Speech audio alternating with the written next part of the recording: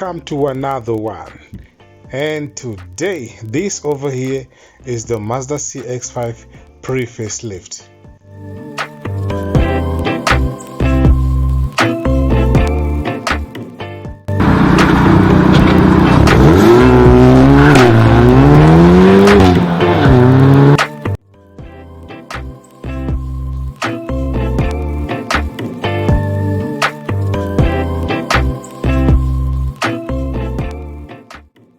Today's video is not really about a review of the Mazda CX5 because really that would be a waste of your time. I mean, we recently reviewed the Mazda CX5 a couple of weeks ago, the facelift. I know that one is a facelift and this one is a pre-facelift, but this is basically the same thing, just tweaks and turns here and there. It's basically the same thing.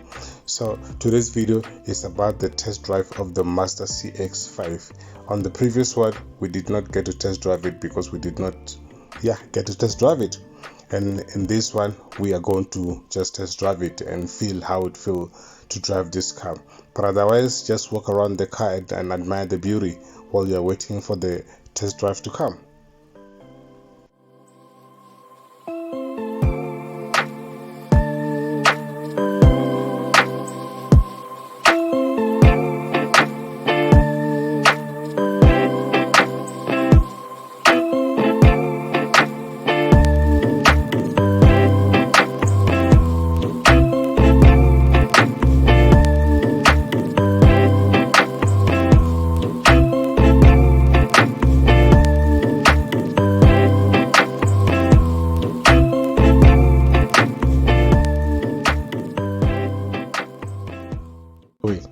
Yep, go to the channel Cartoon Cars, subscribe, ring that bell notification, scroll through.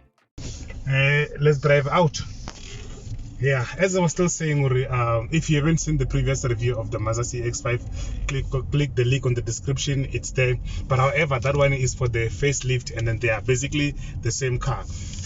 Look at the interior of this one. The steering wheel is still the same. It's not very fat, it's not very small, it's nice. It's a multi-functioning steering wheel. You've got all the buttons here, you can control your phone, and also you've got your cruise control thing on this side where you can do your cruise control.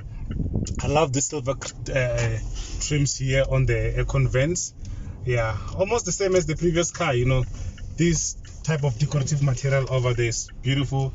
And then the sitting position as well, I'm sitting like it's a what do you call it? I'm looking for the word. It's a high rider. Yeah, because I feel like I'm sitting very, very high. I'm not sitting low like I'm driving a sports car or something. Yeah, and then I love the controls of the things here, and then everything is easy access. And hey, look, we've got a spot button. Yay, we got a spot button here. So yeah, the controls of the car here and everything else. And then we are joining the motorway now, exiting the complex. This is where I'm gonna feel the driving comfort of the car. Let's go. Okay, one thing that I must mention, that I always mention in all the test drive, the road noise is not that much there, because right now I'm hearing the engine noise. Yes, obviously it's just like any other car, the road noise is there, but it's not disturbing. It's very, very much minimal. And then the car is comfortable. The seats obviously are not bolstering because they are not bucket seats. And then this is not a sports car, it's an HV family car, although it comes with a sport button, And also one important thing which I didn't mention about the sport button, the sports button is much more interesting when you are driving the car manually. You see this D M minus plus, yeah, you can drive this car in a manual. Yes, what's interesting, this other girl one time asked me, my car has got this D plus minus, what is that for? It's for when you're driving the car in manual. You can use that part when you're driving in manual. That means you don't have to change the gear yourself. But anyway, forget about that. Let's get back to the car. Yeah, I just went over a speed hump over there.